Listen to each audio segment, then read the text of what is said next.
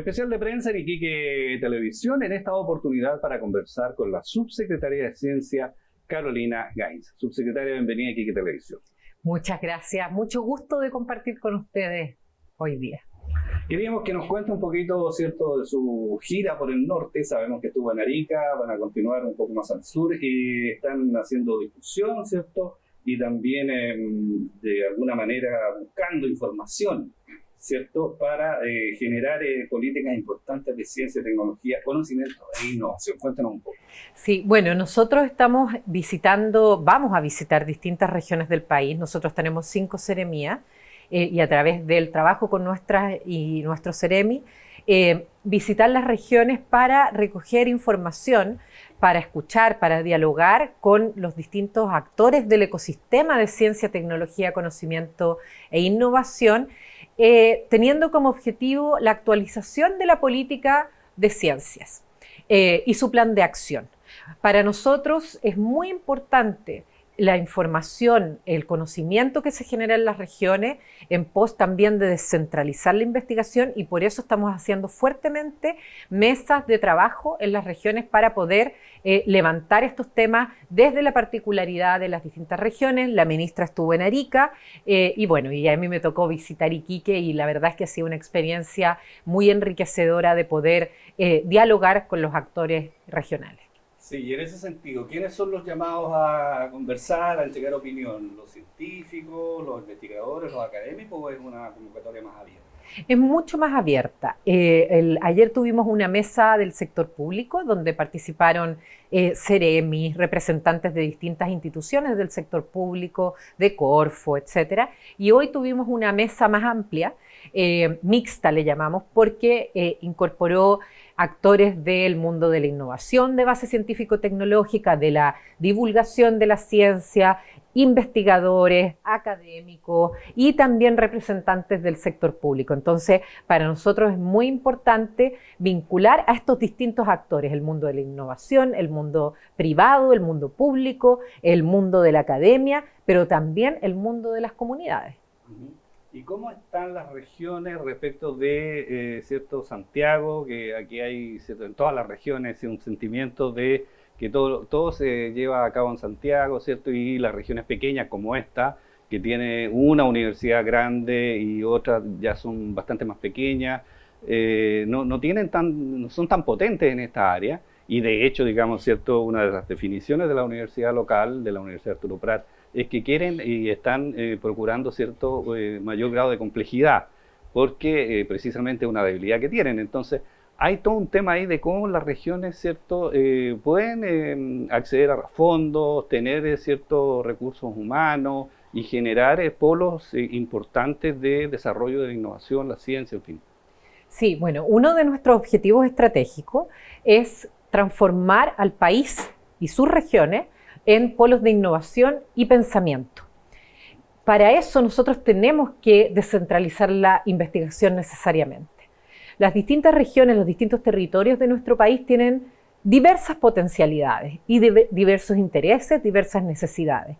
Por otra parte, las universidades también tienen distintas situaciones, ya dependiendo de las regiones.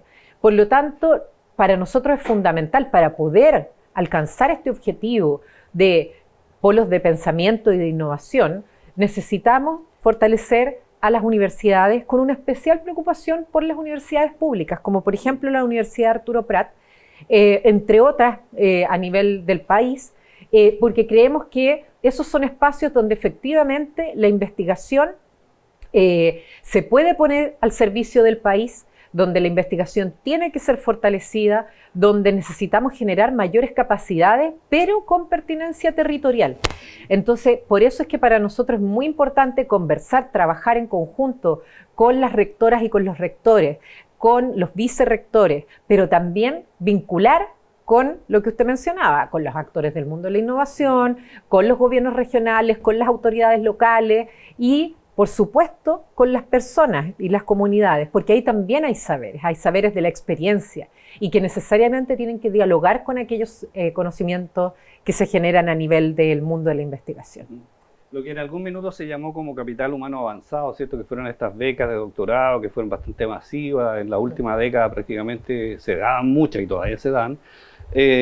Atrayeron, ¿cierto? Muchos estudiantes de regiones. Los mejores alumnos, ¿cierto? De nuestra ciudad se fueron a Santiago generalmente, Valparaíso, Concepción, en fin. Hicieron su carrera, terminaron haciendo un doctorado, un postdoctorado y después nunca más volvieron. Digamos, vienen acá de vacaciones. ¿Cierto? A pasear, a ver a la familia, pero esa es una tremenda debilidad que tienen las regiones, porque ese capital humano no vuelve a las regiones. ¿Cómo cierto, de alguna manera se entusiasma, ¿cierto? Se provocan incentivos para que aquellos ciertos jóvenes que han hecho carrera, que son buenos estudiantes, puedan volver a aportar a sus regiones? Bueno, exactamente. Esa es la situación y es una situación que nosotras con la ministra estamos convencidas de que es necesario cambiar.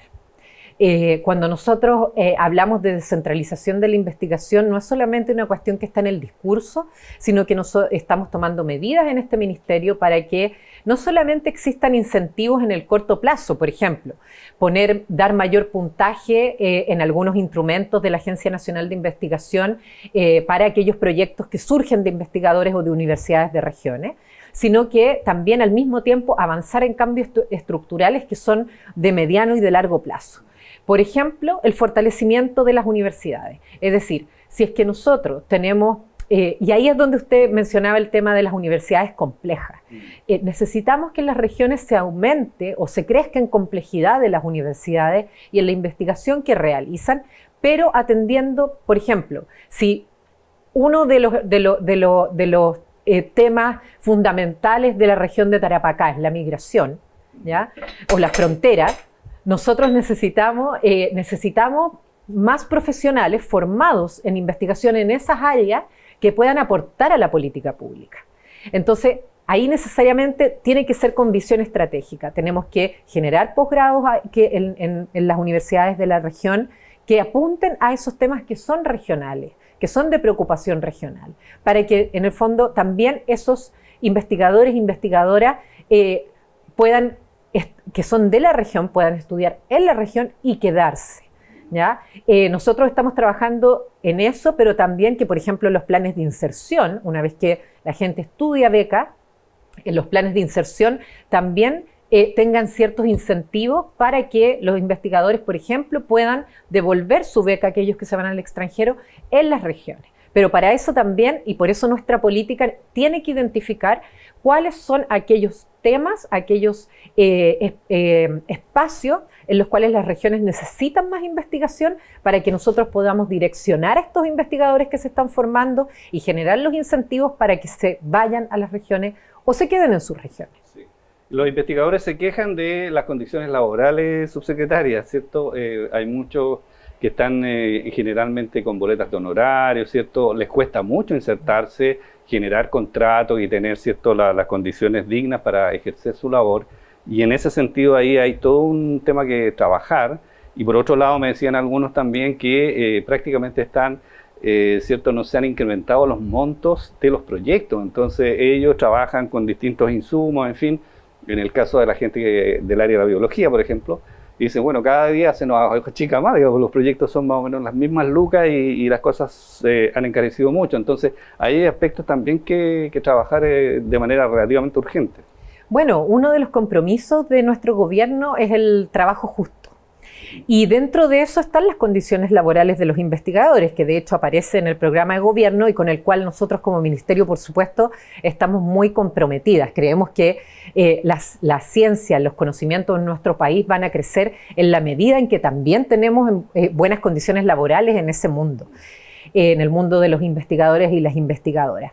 Por lo tanto, ahí estamos realizando un trabajo conjunto con las universidades en el entendido de que la mayoría de nuestros investigadores se van a las universidades. Y ahí hay una serie de complejidades también dependiendo de la calidad de las universidades, si son públicas, si son privadas. Ahí, en el fondo, las maneras de abordar el problema son diferentes.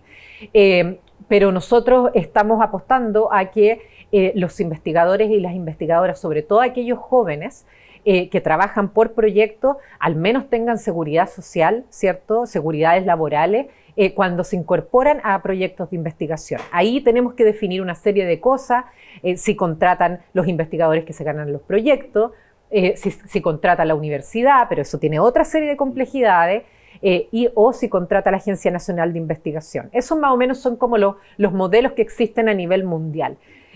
Pero justamente esa decisión tenemos que tomarla en conjunto con los investigadores, con las universidades, y este mes vamos a comenzar a hacer mesas participativas en torno a ese tipo de definiciones con las y los investigadores. Sí. Aquí en las regiones, ¿cierto? Y en especial en esta región, nosotros sabemos de investigación y ciencia fundamentalmente a través de los fondos FIC, ya que son fondos de resorte del gobierno regional, que se otorgan a distintos proyectos, pero son generalmente proyectos bastante acotados, proyectos que duran 2 o 3 años y que la gente se queja, digamos, porque sotoboche esto, ¿cierto?, que se termina el proyecto y bueno, y se acabó, digamos, el investigador se fue a hacer otra cosa, no sé qué, quedaron de repente las maquinarias botadas en todo lo que es agricultura del desierto, nos han comentado mucho eso.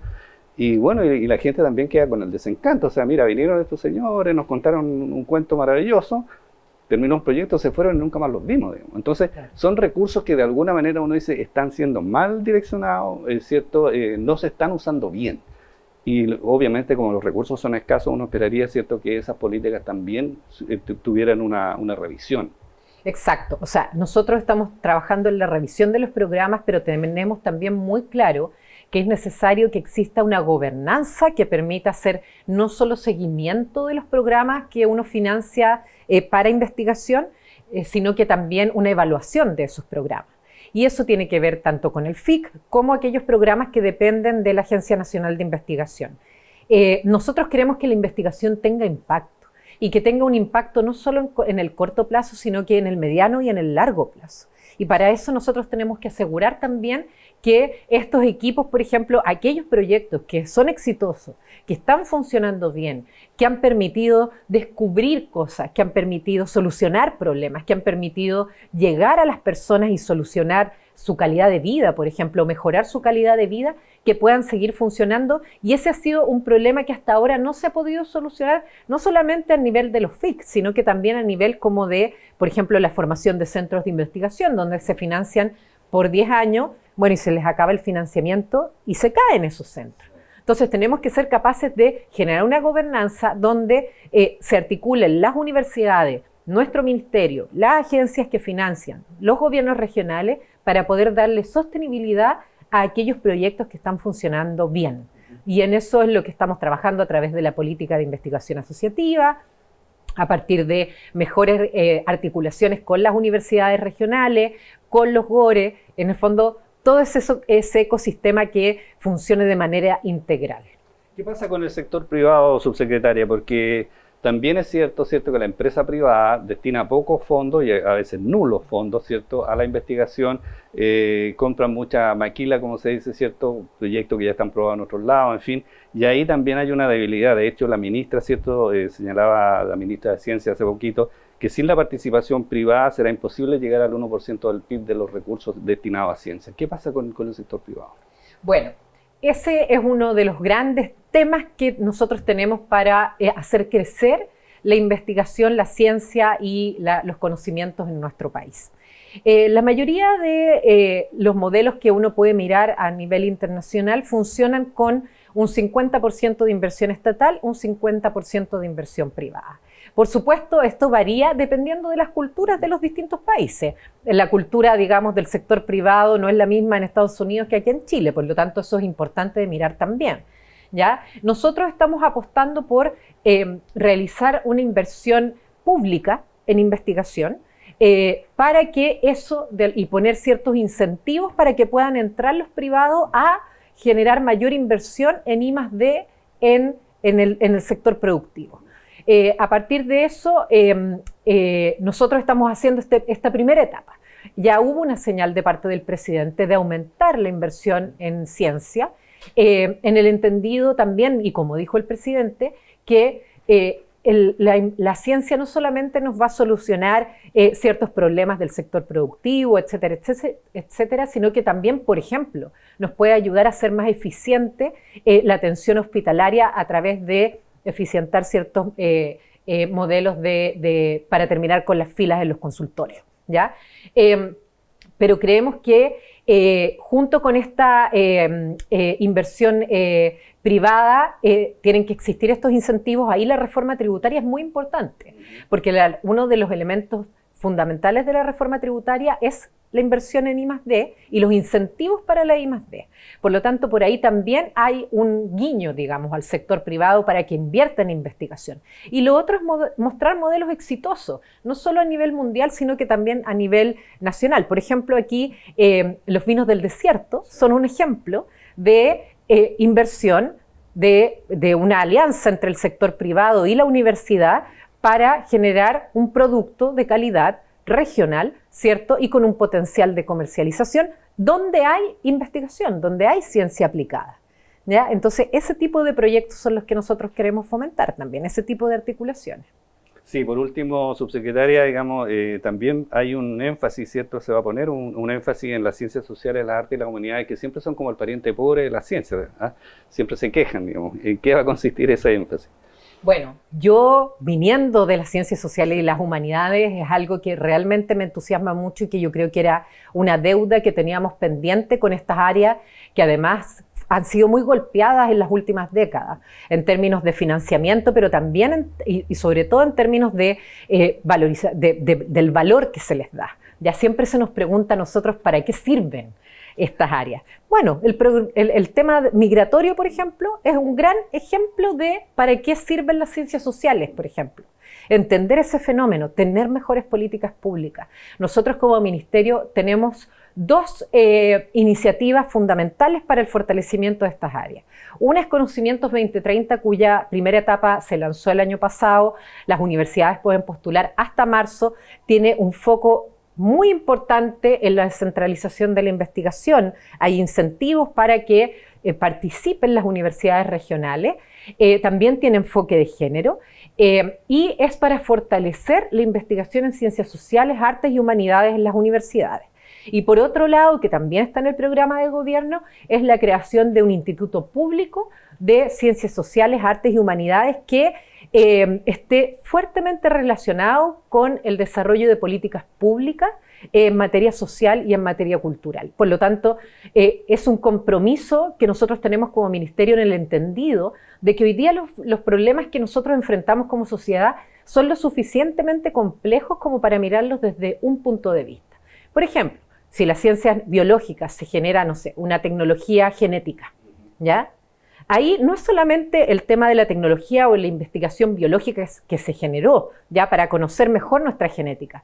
También está la pregunta por qué impacto social va a provocar, qué impacto en nuestra identidad va a provocar, ¿ya? Qué impactos a nivel cultural van a provocar esas transformaciones de intervención genética. Lo mismo ocurre con la tecnología en sus múltiples variantes, la inteligencia artificial, etc.